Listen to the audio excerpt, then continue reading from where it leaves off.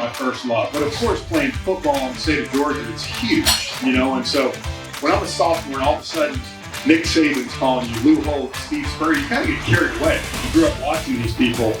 But I always knew that baseball was going to be my first love. You know, I was on the front of Sports Illustrated. I've played in the World Series. Yeah. It's interesting too, because at Parkview, what were the bigger football crowds? And then as you guys got better at baseball, there's a chance you played in front of more people in high school than you will in the low minors. 100%. I mean, you know, at Parkview, where I was lucky enough to go, we played Brookwood. There'd be 10 to 12,000 people there in a big game. I remember my senior year, we played Valdosta in the semifinals at the Dome, and there was actually 38,000 people at that game.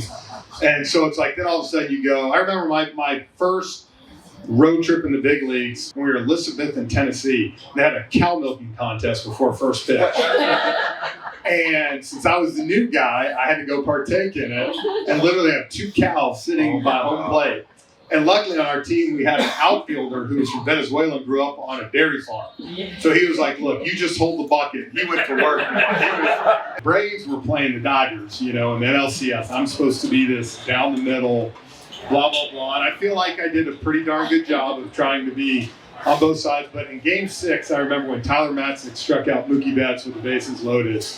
I think it was like the 7th inning when that happened, and they gave me a hard time because I jumped out of my seat and I was like, yeah! Dads, if your passion is greater than your kid's passion for whatever activity you're doing, it never ends well. But it's been cool for me to be able to be a part of it and kind of, you know, coach my kids. And I tell them, I had to tell my little guys, my kid's 7, he loves golf and he loves football.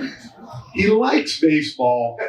And he finally told my wife about 3 weeks ago, I was gone for the playoffs doing with TBS, and he was like, I just don't think I want to play baseball next year, but I don't want to disappoint Dad.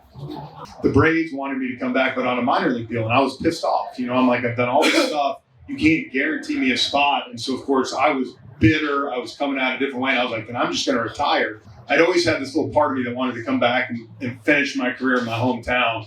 And I wasn't going to do it. I was going to retire and just say, you know what, I'll go do something else. I stopped playing. And a big part of that was, I think, when you go back to the Braves, the ability to ask you to broadcast really becomes, and again, you don't know what door. You know, you'd rather go through a door than a window, but windows sometimes present themselves as well. It was really interesting how, when it ended, it didn't end. Yeah, kind of just set up and went with it. And of course, like I said, now I'm getting the chance to broadcast in the best years that I can remember since I was probably 10 years old.